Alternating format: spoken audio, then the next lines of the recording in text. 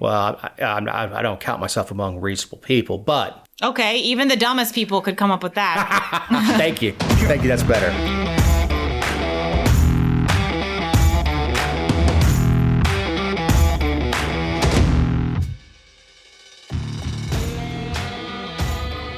The Georgia Virtue presents the Let Me Tell You Why You're Wrong podcast.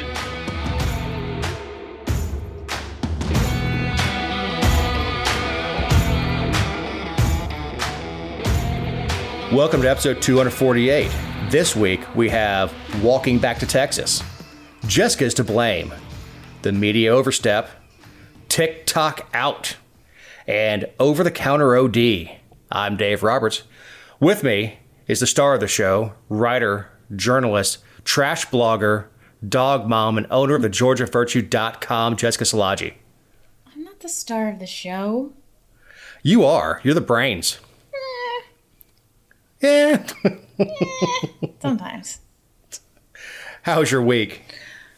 Oh, it was interesting. We had a very, very busy week on the GeorgiaVirtue.com. Did? We did. It was really, really busy. I had Eric just, his little fingers and mouse were just fluttering every time he sat down.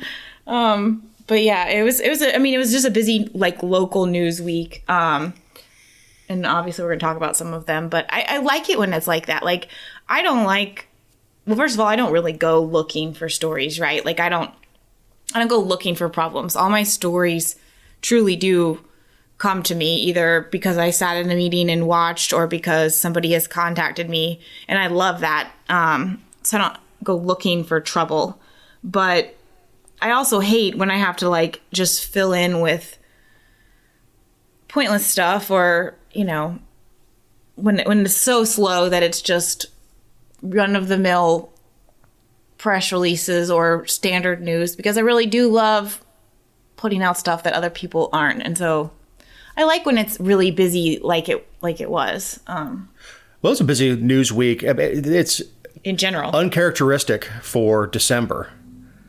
Yeah. But yeah, it's been a busy news week in general. Like with Brittany Griner getting released or traded. That was the shot heard around the world. Yeah, gave up the Merchant of Death. A lot of people super, and rightfully so, but super mad about that. Well, I mean, don't do stupid stuff out of the country. Right. You have rights here, and if you do stupid stuff, and especially if you get a decent attorney, you can get a reasonable deal, especially for something as stupid as pot. But don't do stupid stuff out of the country. I mean, you know damn well. I mean, she was playing in Russia. I mean, it's not like she wasn't briefed. Especially when you're somebody that they would love to make an example out of. I mean, let's not ignore that fact, you know? Yeah, I mean, I saw a lot of people kind of tempting fate at the World Cup. I didn't watch the World Cup, but I saw the stories. Like one guy dressed, an English soccer fan, dressed as a crusader and went into the stadium. And the Qatari police were not pleased. I bet not. But you have to realize, when you go places, you're subject to their laws. You know, same thing with them not selling alcohol and things like that. You cannot walk around Qatar drunk. Not a good idea. Public shows of affection. Right. And social norms, I think, are one thing. I mean, when it's not codified, but, you know, they're even those, it used to be like people wouldn't really think twice about going to another country and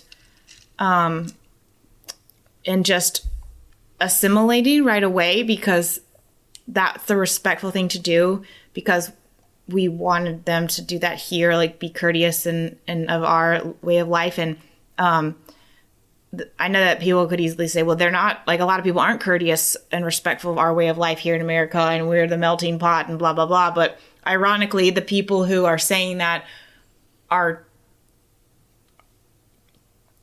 demanding that in other places. I don't know. So it's like it's hypocrisy across the board. But we don't respect the lifestyles of other places anymore as a society. Like we expect the world to cater to us, and there's consequences when you do that. I don't know. Sure. I was always raised that you were on your best behavior when you went to another country, and we've talked about that across a number of stories. But I mean, I think the bandwidth on our social media platforms and our news networks and everything else that has been spent on Brittany Griner is what's gross to me. Yeah, I don't much care about her. Any more than I care about any other person. I certainly don't want anybody locked away for 9 years of hard labor for pot. Or to be mistreated. I mean... absolutely. Right. That's not what that's about. And I guarantee you she got 9 years because she's Brittany Griner. Mm-hmm. But the giving up exactly what Putin wanted, there was no negotiation. Putin said, this is what I want. And we said, no, and tried to make it. Finally, the administration said, fine, here he is. Here's the guy that was selling arms to, I think, Colombian members that were going to attack Americans with them when he got caught. We're going to go ahead and this guy's not going to go back and just retire. But, I don't want anybody being mistreated like that. But the fact that it's because she plays round ball that it's a big deal. She kind of hits all the notes for the administration.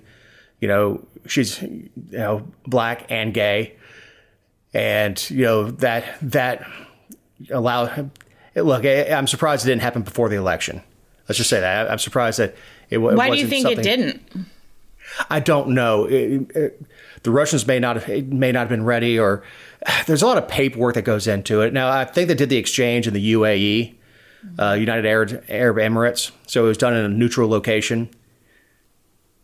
But that guy had to have a smile from ear to ear when they put him on that airplane and took the cuffs off of him.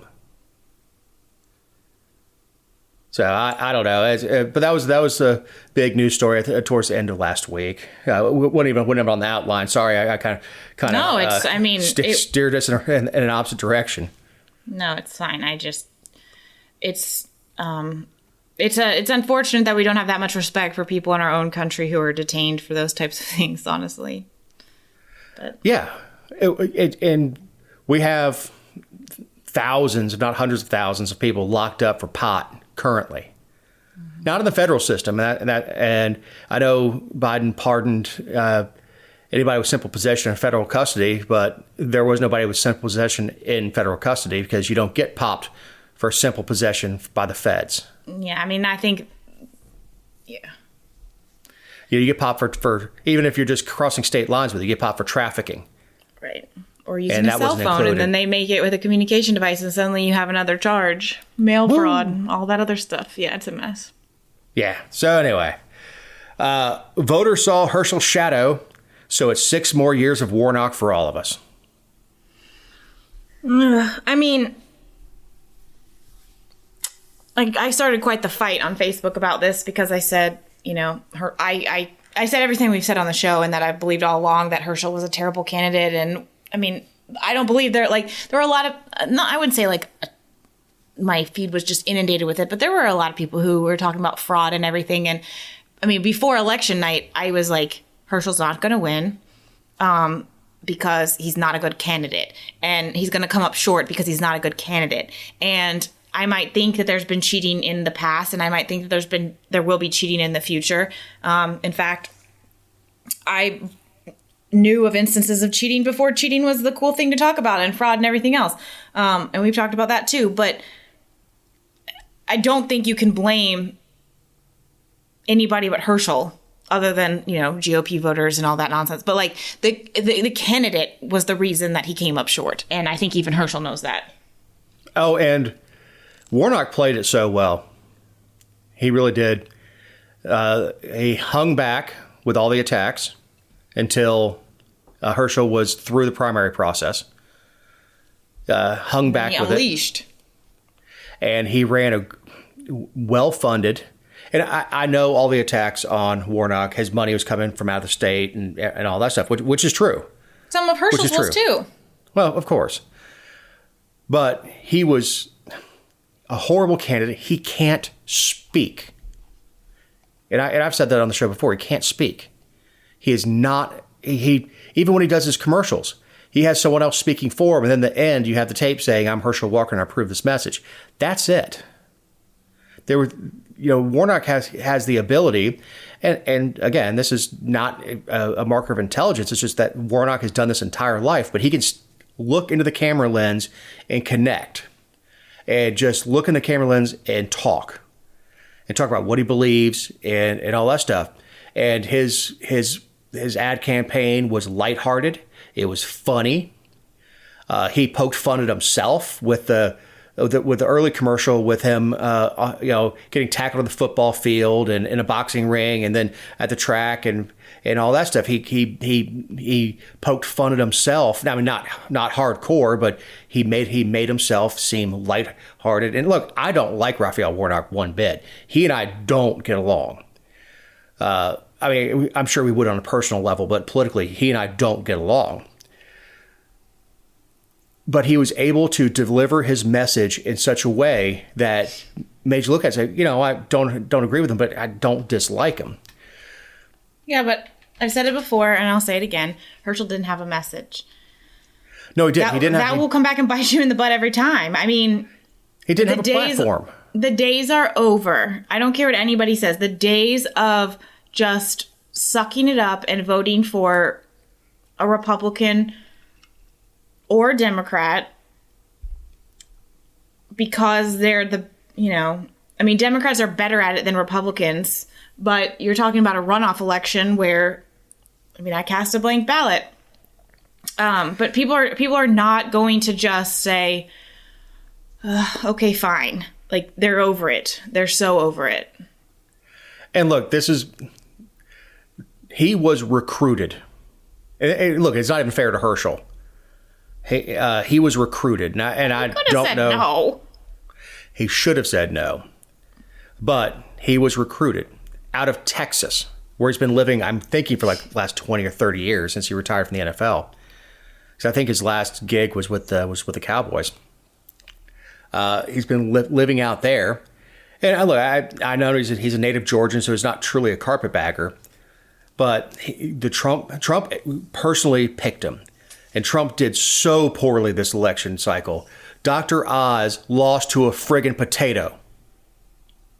Yeah, I don't really... Handpicked. Mm-hmm. The Arizona governor, handpicked, lost. And she's still screaming fraud, wants a do-over. Carrie Lake, nutcase. I think very few of his handpicked candidates won. And look, this is in a state that swept every statewide race. I think Republicans took 5 of 9 or something like that in the House of Representatives. The governor whooped Stacey Abrams' ass. Raffensperger walked through it. Every statewide race went Republican, and the Republicans did not press the little thing that said Herschel Walker Jr.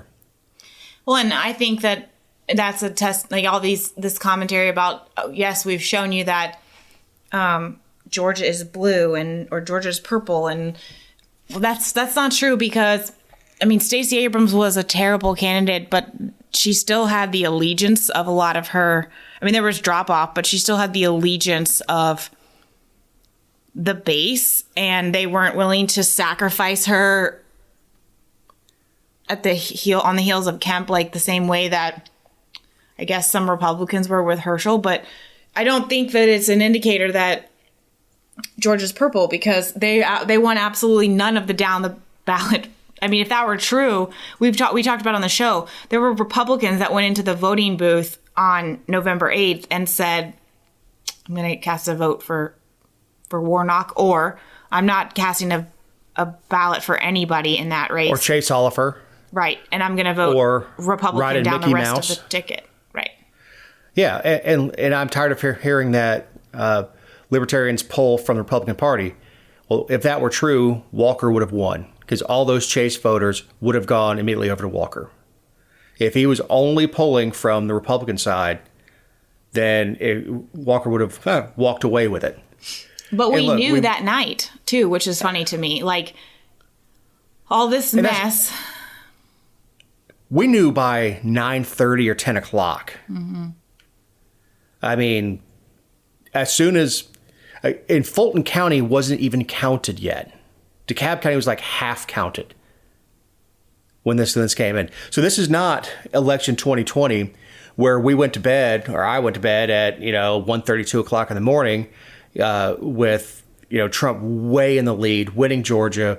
It's a lock, and I wake up at 7 the next morning, turn the TV on, and so all of a sudden it's changed because they started processing all these ballots, and that's when we started saying, "Hey, something's fishy. Something's really fishy here." But that's not what happened here. When you talk about Stacey Abrams being a poor candidate, yeah, she didn't lose 51-49. She absolutely got her ass handed to her. And the fact that those voters that handed Kemp such a wide margin of victory did not go and vote for Walker. It also goes to show, one, that the former president does not have any coattails. He just doesn't. Most popular presidents have coattails and they can pull you through. Just like, Obama, still hugely popular, went and campaigned with Warnock, and Warnock purposely did not bring Biden in. So it was predictable, but it was called very early. It was not a late night for us. It was not, I was getting ready to stay up again till 1, 2 o'clock in the morning to see what the results were. And I know it's not that I need to, because it doesn't change anything, but the way my brain works is if I went to sleep and if stuff was still hanging out there, I'd be rolling over and checking my phone. Right. Yeah, it was no surprise. I know we're moving on, but it was no surprise. I guess that's what is just really grinding my gears about a lot of people is like, I don't understand why you're surprised. Well, they started calling fraud immediately. I'm like, okay. Same. Yeah. All right, you're to blame for all the problems in Guyton. I am. I mean, I'm sure a lot of people heard about this, but some people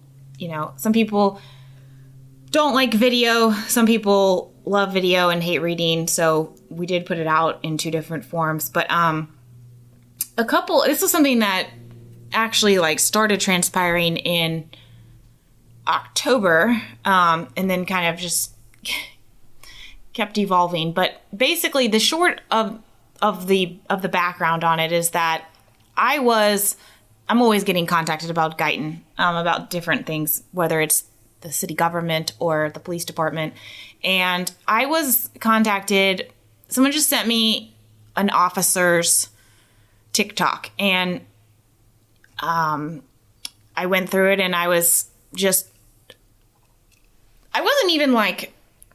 mad. I wasn't disgusted. I was a little bit perturbed by some of the videos because most of his videos were in uniform. His name is Officer Friendly, and his initials or something to that effect.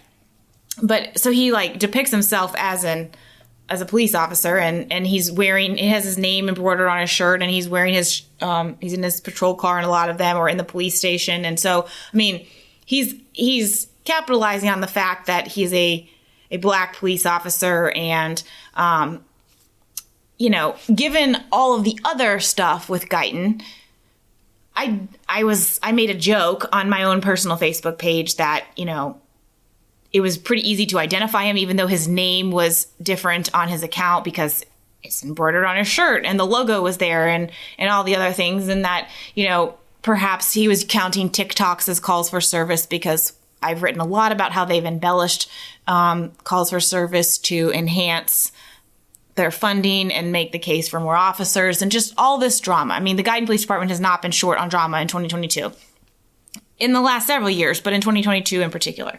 So I made this post. I put some screenshots about him and they were all in his uniform and made the comment that it was about calls for service. Well, someone tagged him, which is fine. I mean, it was a public post on my Facebook page. I am not ashamed of anything that I put out there like that. But someone tagged him, he commented, he took a screenshot of it, put on his own Facebook, his Instagram, his TikTok, his Snapchat, everything. And his TikTok has a really large following. I think at the time he had like 380,000 followers and kind of growing every day type thing. But so he basically instructed them to reach out to me and handle me.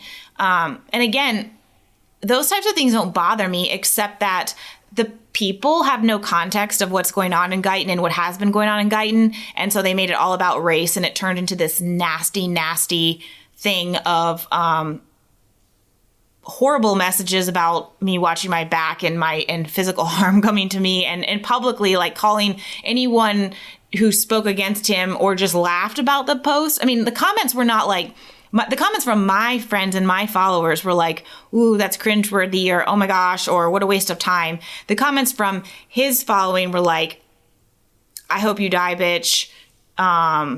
You racist saltines, like just vile, nasty things that were coming publicly and privately. So it really imploded. It went on for a couple of days. Then he went on TikTok live and rapped this song about it's called I Hope, and it's extremely vulgar. Like, I hope you get raped by an ape, and I hope your mama F your brother, or your boyfriend F your mama and record it, and just hope you break your neck. I hope you crash into a bus full of, not the word they use, but special needs kids, like just awful, horrible things. And it is a rap song, and it is a song out there that you can find the lyrics. But he did this on TikTok live, and he was live for like 5 hours one night in his patrol car. This was the night after the incident with me. So because it was about me, I was like, I'm just going to lay low this time. When it's the right time for me to talk, I will. But a lot of people filed complaints because somebody screen capped him on TikTok live, singing all these things and saying all these things and saying, like, calling the public dumbass and saying, why don't you grab a cup of shut the F up? And if they spoke out against him or asked questions. And he tried to insinuate that they were my followers. Now, I'm sure that there are some people who may have found his page because of me, but my like loyal people, the people that I count on to read my stuff, they don't behave like that. Like, I would vouch for them any day of the week. They don't go out there and say things like cops should die. I hate all cops. Like, that's just not, I make the joke when I'm trying to be rude to someone on my page, but like, my readers are critical thinkers. They're there for like real discussion. And so they don't talk like, they don't behave like that. Yes, there are some outliers, but by and large, they're not going to do that. So anyway, fast forward, a bunch of people filed complaints. They just got this canned response from the city. And I think the city knew that there would be an open records request about it, but didn't know when it would come. So a month later, I finally filed the request for it to get his personnel file to see if they reprimanded him. And I guess you could say they did. There was an investigative file by the police chief, in which he referenced all of these complaints that were received and said that these things were, like, he talks about how the officer admitted to doing all these things and going on TikTok live, and that's him with his shirt embroidered, and he says that they can't be authenticated, and so he's not really sure, and it could have been clips or altered, even though he admitted it. And then there's this lengthy memo of counseling in which they blame me. And by name in this memo of counseling, and talk about how the Guyton City Council, the city chief, the police chief, the city attorney, and the city manager have all been subjected to, basically, like, they've been subject of vicious attacks by me and others. And I mean, just on and on and on, totally deflecting from the fact. They basically, it was written by the city attorney. Like, I don't care what anyone says. I would take it to the bank. The memo is completely different in text, format, tone, word choice, ability, everything from the investigation that the police chief wrote. And that was embarrassing, quite honestly. But, yeah, so they start off by saying, like, you shouldn't have done this. You spend a lot of time on duty. I need you to cut back. However, we know that you were goaded on social media by an individual referred to as Jessica Szilagyi, and so we understand. You're referred to as Jessica Szilagyi. Yes. As if you picked that name. Right. Referred to. And it was the most... So, of course, you know, I had to go pick... Well, the documents were emailed to me, but I had to drop off a check. And so I went over there and I'm like, it was on a Friday and I'm driving to Guyton and I'm thinking of all the things, like if a cop pulls me over, or not just any cop, but a Guyton cop pulls me over, or if I pass one on the road, like all the things I'm going to do or yell out the window. And I mean, the opportunity did not present itself and I was just mad, I conducted myself just fine when I went into City Hall to pay. But I was furious, not because they mentioned me, because my skin is plenty thick by now, but because it is like the premise of adulthood is that we are the only ones who are responsible for our own actions. And first of all, I kind of skipped over this part, but when I first posted about him, I made jokes about the calls for service, but I did respond and say, you know, he did do some videos that were interesting or informative about law enforcement, because he kind of talked about how you get into law enforcement and if you can have a misdemeanor conviction for something like marijuana, or, you know, he talked about like things that are going on in tattoos, things like going on in the world today that are real conversations. And I think that's valuable. Like, who better to ask if you're thinking about going into law enforcement than somebody who's in it and who knows other people who might have had other hurdles. So I conceded that not all the videos were bad, and I will laugh just alongside anybody else with somebody who has a cop dancing in their uniform or being silly. But this was like every video almost, you know, it was just over the top. And also Guyton is a mess, so it's just not a good look. But yes, the conclusion was that I am to blame. And that the next couple of months are going to be extremely hard for this officer, because me and my people are going to try to get reactions and provoke negative reactions out of him, and he has to rise above it. And then what I think is so gross is the city attorney buying through the chief in this memo said, you know, I will defend and support you through the process. I don't think there's anything worth defending of a cop singing in uniform on duty on TikTok live for multiple hours in a patrol car, directing at people he referred to as his haters and singing a song about, I hope you get raped by an ape and I hope you choke and other. I mean, I don't think that's not defensible. And I'm not saying he should have been fired. I know officers who've been fired for a lot less, but I don't even think that. But like, why not just write the memo, say you shouldn't have done this, and move on? Why do you have to write this long? All this time and money you spent on legal fees and resources just blaming someone else, when if they would have just reprimanded him or written the memorandum and not mentioned us, we really wouldn't have been able to talk about it again. But they teed it up perfectly for me to be able to bring it up to an even bigger audience about what he did. And now they look even worse. They should have canned his ass. That was a terrible elevator speech, by the way, and I apologize. But it's so, I mean, and I know listeners know the background on Guyton, but they should have canned his ass. And a good response would have been, I know you're probably not up on 90s alternative music, but there was a song by the Bloodhound Gang called I Hope You Die. And that would have been an awesome response. Well, not from you. Yeah. But, you know, had I seen it, I would have put a link to the YouTube of I Hope You Die. You know, it's the same thing. So I think that rap song is kind of a ripoff of the Bloodhound Gang's version of the song. I assume that. I don't know which one came out first. I assume Bloodhound Gang did, because I don't even think they're together anymore. But no, he should have been canned, because he was calling the civilians he polices names. And they completely ignored some of the videos he did do about, you know, talking about women at gas stations and talking about how when he transports a female to the jail and talking about mental health and things that aren't like, there's lots of cops with TikToks, and you might not, TikToks and other social media accounts, you might not think it's appropriate.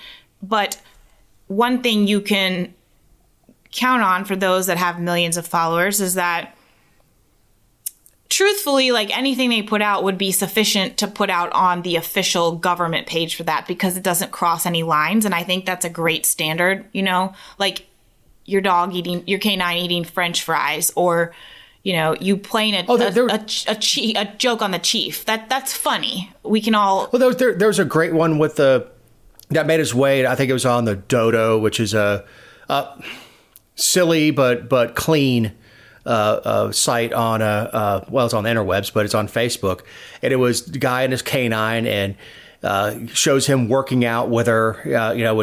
She hops on top of the barbells as he lifts them, and then at one point she barks in the back seat, hands her the phone. He goes, "What do you want with my phone?" Then hear how to do the WAP dance. "Oh no, you don't." Takes the phone away from the dog, but it's all really lighthearted, and it is clean. Something that is a credit to the department. And I guarantee you, when the department saw it, that puts a really good light on law enforcement, because you see the lighthearted side of humanizing police officers, and I think that's a really good thing. And I told you about a video that a customer sent me about an officer talking about a funeral where someone stole the catalytic converter off of the hearse during the funeral, and they couldn't get the casket to the cemetery because someone stole the catalytic converter. Hilarious. Also, totally clean, not inappropriate. And he even starts it with, "I'm on a break." And he clarifies, I'm not, he didn't give the full disclaimer by saying, "I have a quick minute while I'm on a 15-minute break. I want to tell you the story." And at that point, okay, he's not working in official capacity or whatever. This dude was on TikTok, what do you say, 4 or 5 hours one night? Multiple nights, but yes. And the thing about TikTok lives is that they don't save unless, I guess, when you're done, you like republish them. I've never gone TikTok live, so I don't know. But so they weren't out there. So the fact that I don't know who they ended up on YouTube, but whoever screen capped them like uploaded clips that they had captured, and so the chief used that as an argument that it could have been altered. It wasn't the full thing. I mean, and my response is we've seen enough. Like, I don't care if that's the same people that committed fraud in the election were the ones that reported that video and did all sorts of editing to it, just to make him look bad. Somebody in an insignificant little spit cup of a town. The other thing too is that I couldn't have come up with that if I tried. Like if I wouldn't have been able to come up with something. That song. Yeah, or the other things that he said. And then, I forgot one important part. He did say that in the report that the officer was merely lip syncing. No, that was his voice. It was absolutely his voice. He talked through it multiple times, and you can hear him way over everything else. It was absolutely his voice. It's inappropriate for him to play that music in a government vehicle too. Yeah. Look, I'm not saying that you have to drop every bit of music that may drop an S-bomb or something like that, but that something that's that vile and gross. Don't pick it. He picked the song. He's like, this one goes out to my haters. Yeah. He's playing DJ and singing over it. So if you want to call that singing. So this was not just like playing in the background as he's doing a video. He picked that song, and it was dedicated to you and the people that follow your page, and that's who it was aimed at, to my haters. No one exposed any hate towards him off the original post. Some people say it was inappropriate or waste of time or whatever, but it was silly, and get back to work. All you had to do was either ignore it like a big boy and continue doing what you're doing, or address it and say, look, I'm trying to show the lighter side of law enforcement, that I'm human, and that would have been fine. Everybody would have said, oh, okay, I get it. But no, he couldn't do that. And look, if he's going to be that vindictive to you, someone he's never met on the internet, what happens when he doesn't like a suspect? and he's the person in charge, and he's the one with the cuffs, and he's the one with the gun. He doesn't have the temperament for law enforcement. He needs to be canned and have his post certification yanked from his ass. But they won't, because it's Guyton. And one of their biggest problems is he did violate the social media policy that they have for all employees. But this, after 3 years, they don't have a social media policy for their officers or the police, or they don't have a policy manual for the police department as a whole. So when it comes to chases, uniforms, facial hair, tattoos, how you handcuff people, officer discretion, none of that. They don't have a single policy on that, and it's really hard to hold people accountable when you do that. So. Right. Well, as my wife says, a vague disclaimer is nobody's friend. Right. Well, and that's got to be on purpose. After 3 years, it has to be on purpose. Has to be. You can't hold anybody accountable if there's no standard. That would be the deduction that most reasonable people would make at this point. I would agree. Well, I don't count myself among reasonable people, but that. Okay, yeah, even the dumbest people could come up with that. Thank you. Thank you. That's better.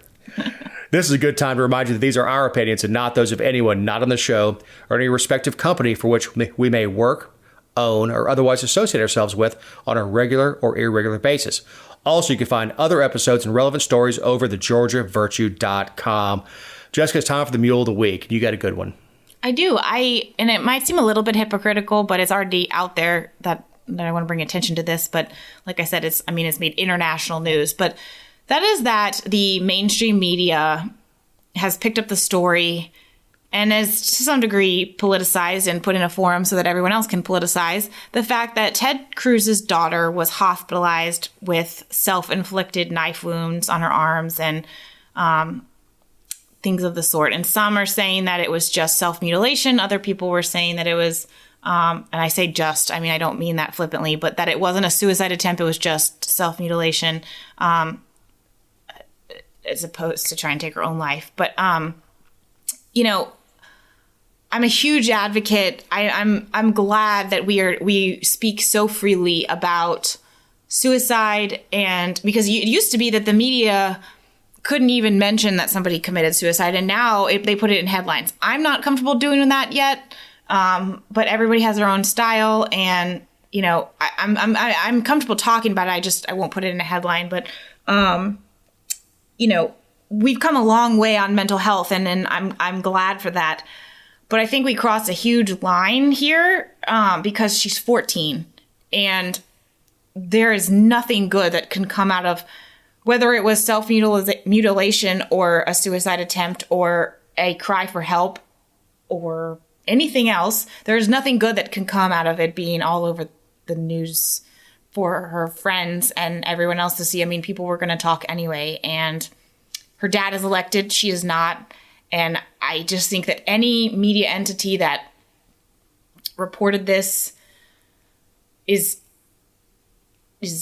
just, I think they missed the mark. And then any media outlet that took it as an opportunity to say, well, she came out as bisexual and this is because I don't care. Is she okay? Yes. Okay. The rest of it is a family matter. It has nothing to do with us. It is truly none of our business. You don't mess with their kids ever. Kids are off limits. Up until the point where they get involved in the political process, like Trump's kids. The Tiffany and Barron, who are not involved in politics, are absolutely off limits. If you want to talk about Donald Jr., who has been a surrogate for his father, fine. But Don Jr.'s wife and kids, off limits. You have to be able to deal with what's within the political arena and get into that, and you leave their families alone. And this is not going to help this young lady. She's 14, and I'm sure the whole experience is traumatic for her 11-year-old sister. Yeah, and now it's humiliating. Right. Now there's shame on top of, which is supposed to be the opposite of why we talk about it. And because here's my thing. It's supposed to be your story to tell. Right. And we absolutely do want to talk about mental health. And I think it gets a little overused, but even when suicide is a subject on a TV show or anything else, they run the National Suicide Prevention Hotline. And even with different veterans groups, there's a special phone number to call for veterans suicide help and things like that. And I'm glad that it's out there. As my father told me a long time ago, it's a permanent solution to a temporary problem. But I'm glad that the subject can be discussed. But as far as she's obviously, whether she's just a cutter, I say just a cutter. We all knew those people, particularly girls in high school that were cutters or kind of alternative and things like that. Or if it was a cry for help or it was an actual attempt, I don't know. It doesn't. I say it doesn't matter. It doesn't matter for the point of discussion to us. Right. It's none of our business what's going on with a 14-year-old. Well, or an adult who's not, especially not in the public arena. I mean, there's a difference. It's not our business. It sounds terrible, but I mean, there's a difference when, like, you could make the argument of newsworthiness when you have someone who is on a bridge and they've closed traffic and people are like, why is traffic closed? I mean, there's a newsworthy element to that. You can, there is a newsworthy element of when. But you say there's a potential jumper. Sure. You don't say it's John Smith at 123 Maple Street. Right. Of course. That's, we cover the event. Absolutely. Not the person. Because it's newsworthy in its circumstances. The fact that the person themselves did not wish to live any longer is not our business. I mean, it's just and again, like, there was an instance down here where a woman went missing, and she went missing in a park, and they didn't know for a long time if she had, and I say a long time, I think she was missing for a couple weeks, or a week, but she was, the question was whether or not something happened to her, because was it a public safety issue, or did she take her own life in the woods? What was it? And when it finally came out, it was because it was not that the public is entitled to be calm or to be calmed by the media and authorities, but they felt like it was the right thing to do and to provide that information to quell any additional fears, because they had put out all these bolos about where she'd been. Again, you can make the argument, and her name was out there because her family had chosen to put her name out there.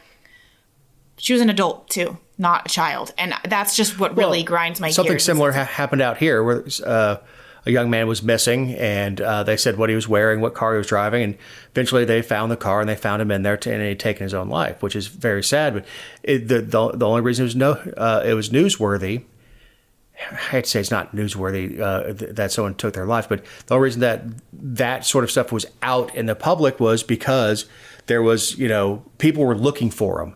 It was all over Facebook. The sheriff shared his picture. His parents were sharing pictures, and it went out all over the place. If you see him, please let us know.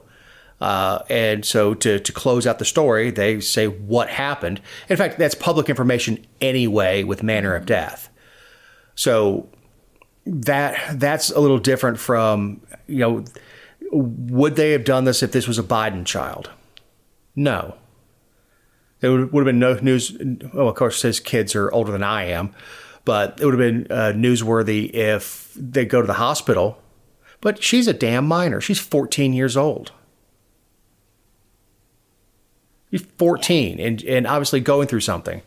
But linger on the mule of the week. Won't have time to get to Jason Anvitatarde. Released a press statement last week. Jessica? Yep. He wants to ban TikTok in Georgia because of the communist Chinese government and malware and national security threat and blah, blah, blah, blah. Because, I mean, he had two. So the story's on the GeorgiaRich.com, which includes his press release, but he had a couple comments, and the first one was very general about TikTok in general and the threats to TikTok, or the threats that TikTok poses to individuals and national security. And the second was specifically about working with Governor Kemp to ban it from government devices. Something I wholeheartedly support for whatever reason. time, efficiency, what we just talked about with Guyton, malware, security, access, everything. Like any reason you want, I stand with you because it's a government phone. Make whatever rules you want. Stay the hell off of my device because it's not yours. It's mine.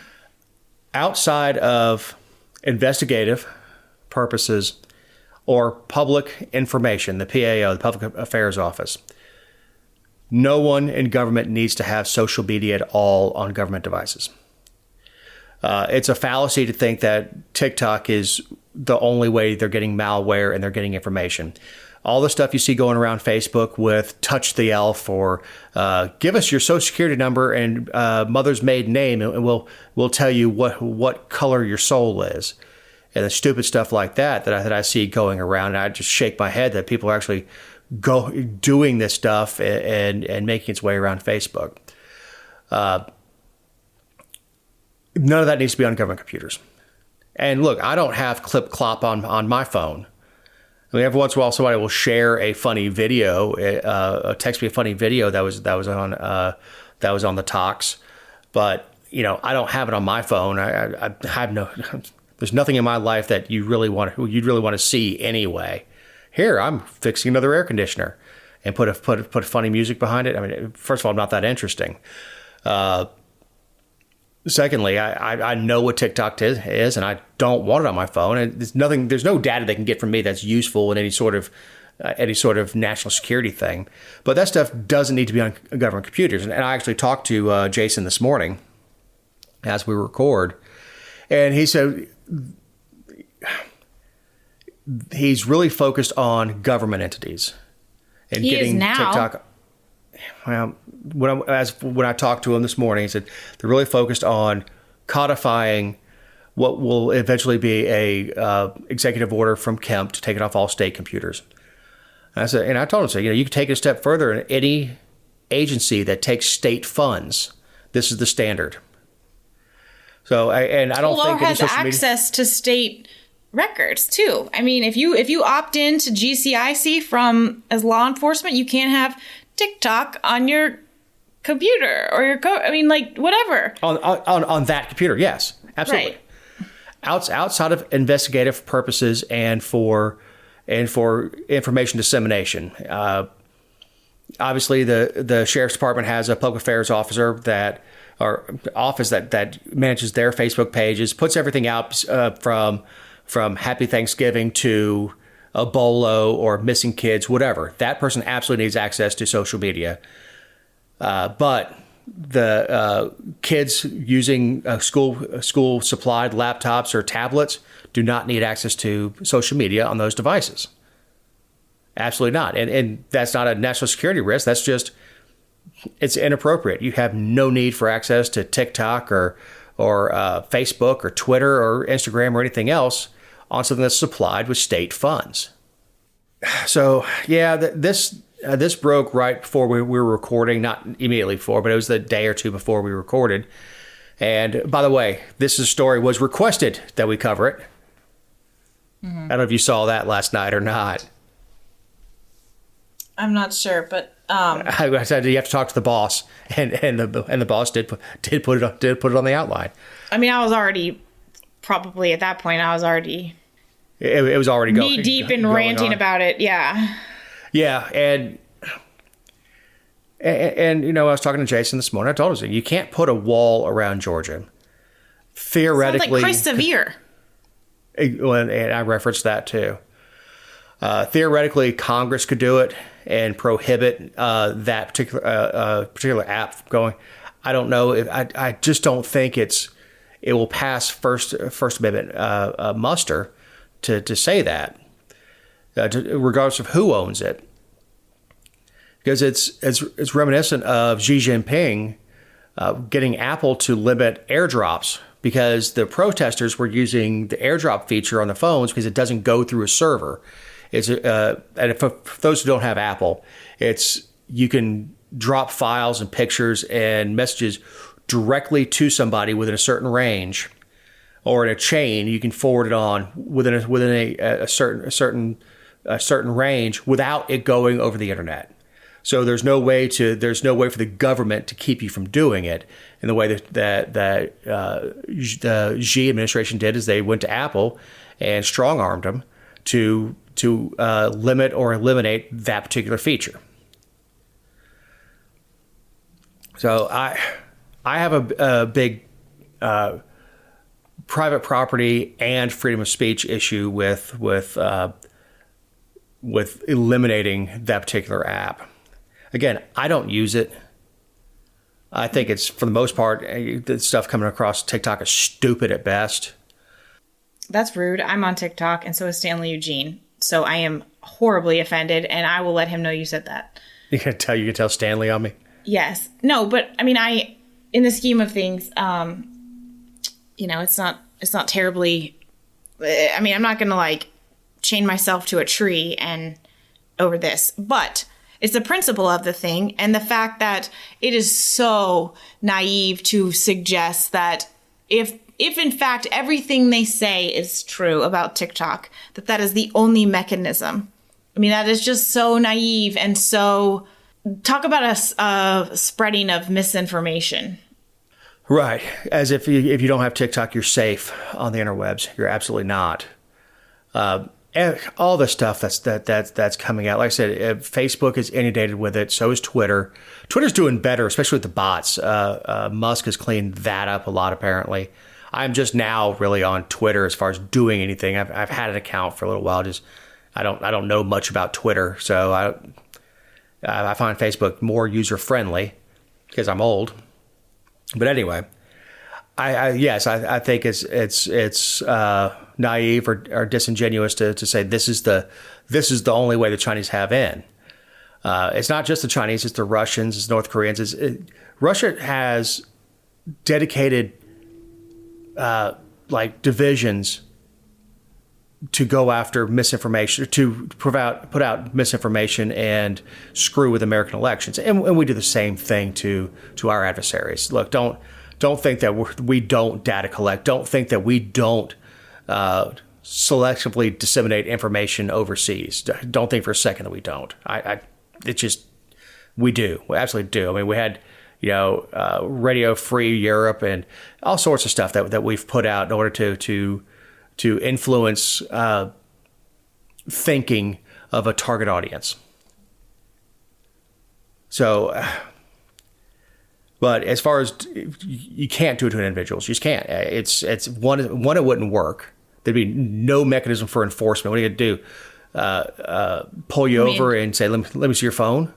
And are you gonna put me in jail about it? Really? Right. And with VPNs now, almost everybody's got a VPN at their house that you can put your computer, on the internet anywhere. You say it's in, if you, okay, well, it's illegal in Georgia for me to download a TikTok, so I'm going to tell my Wi-Fi that it's in Birmingham. Poof. All right, now I can download whatever I want. It's not going to change anything. As far as going after individual citizens, I don't think that's what the bill is going to look like when it's written. It probably press release probably should have waited until there was a workable bill to actually put in front of the Senate. Or, as we talked about before the show, just ask people what their opinions are. I mean,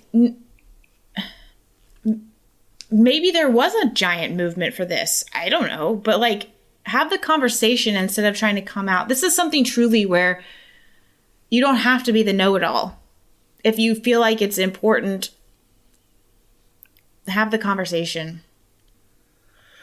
And look, after I talked to Jason this morning, if with the way he's talking about going with it is codifying what other states have done with executive orders, was saying that this application is not going to be on any government provided device.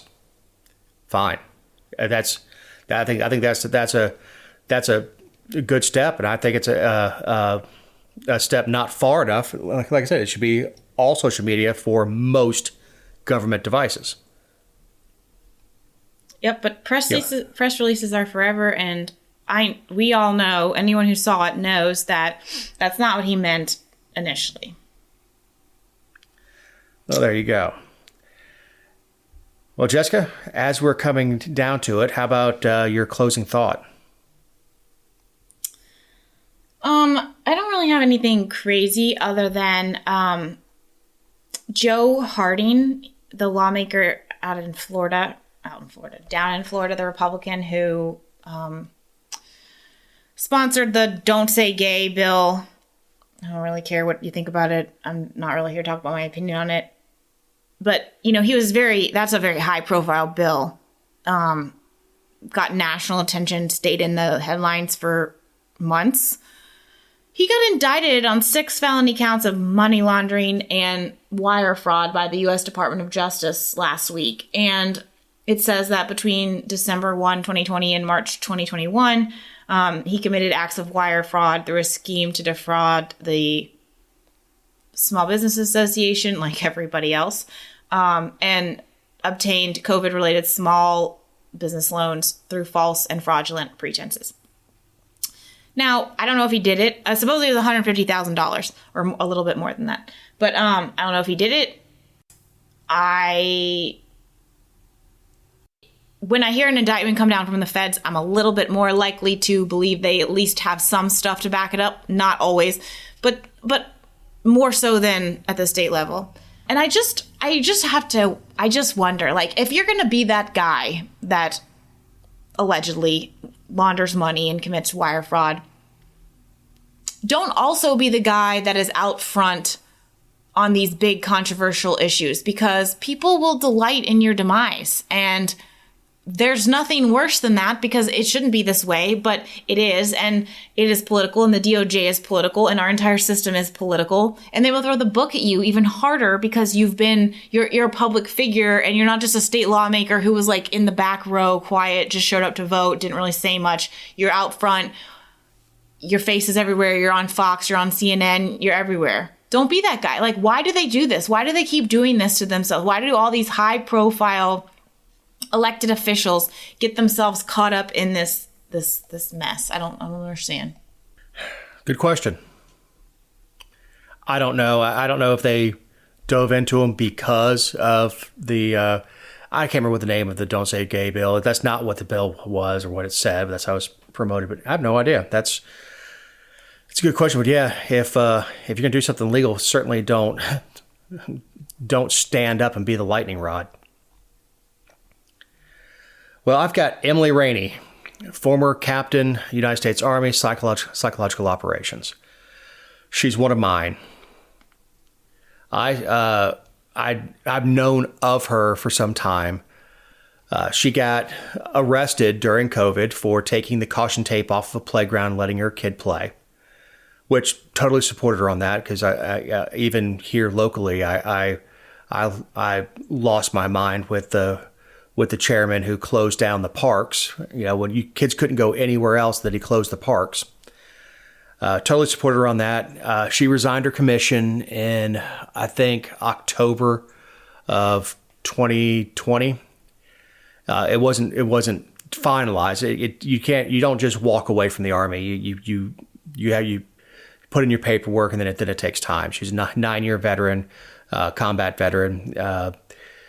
And then she started going a little sideways. She was at took a bunch of people to the January 6th rally. That ended up being the January 6th that would happen at the Capitol. She was not involved in storming the Capitol. Recently, she was protesting in Moore County, North Carolina, which is near Fort Bragg. It's where a lot of people who work in Fort Bragg live, about a drag show. It was an all-ages drag show. And she was protesting it, and she and her, I think they call themselves the Moore County Patriots or whatever, were protesting this drag show being all ages. So the owner of the venue took the protest and said, you know what, you're right. It's going to be 18 and up. And then she still wouldn't leave it alone. The other night of the drag show, there was a blackout in Moore County, where Emily Rainey, and if you want to see all this, she has her Facebook stuff is public. She goes by Emily Grace, Grace being her middle name. Emily Grace is her handle on Facebook. If you want to read all this, she said, God will not be mocked, because the lights went out right before the drag show. And she went on and on about how this was an act of God. This is reminiscent of the Georgia Guidestones And our own Candace Taylor down there saying that it was an act of God. We find out that it was explosive used on the Guidestones. Well, these power substations were attacked. They were some were shot up, but they were vandalized. They were purposely taken offline. She actually got a visit from the Moore County Sheriff's Department. Sheriff's Department. She said police. I don't know if it was a deputy or if they have county police. I have no idea. I haven't been to Moore County in 20 years. She's off her rocker. And she is a subject of conversation, or what, especially that night, subject of conversation within the psychological operations regiment, of her being off her rocker and some of the stuff, her being holier than thou, and people who actually knew her and served with her were calling her out on some stuff on her personal things. But she's off her rocker and says God will not be mocked about a drag show, about a damn drag show. That the owner of the place said, you know what, you're right, it's probably not appropriate for children. It's going to be 18 and up. So these are adults who decide to go to a drag performance. And she was calling it adult entertainment. And I don't know if it was or not.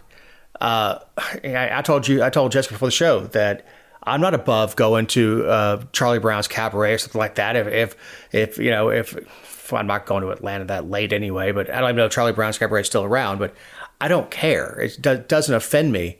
Men have been dressing as women since Shakespearean times, even before that. In Greece, ancient Greece, when they would do performances, women weren't performers, so they would have men who don't have facial hair. A lot of times, it was prepubescent boys playing roles like Juliet or women's roles. So I don't understand the problem with it, but for her to say it was an act of God, and now she's out saying we need to find these people responsible, not even addressing the fact that she said it was an act of God to take out the power. So there was one story we didn't get to. We'll hold on to it for next week, maybe.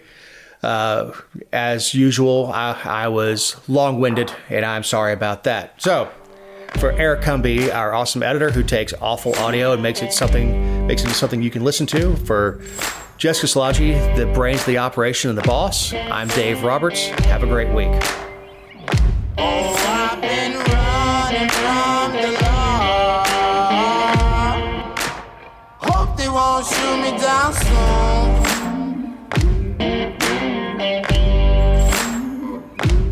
They sing on a sleepless night. Try to catch me howling at the moon.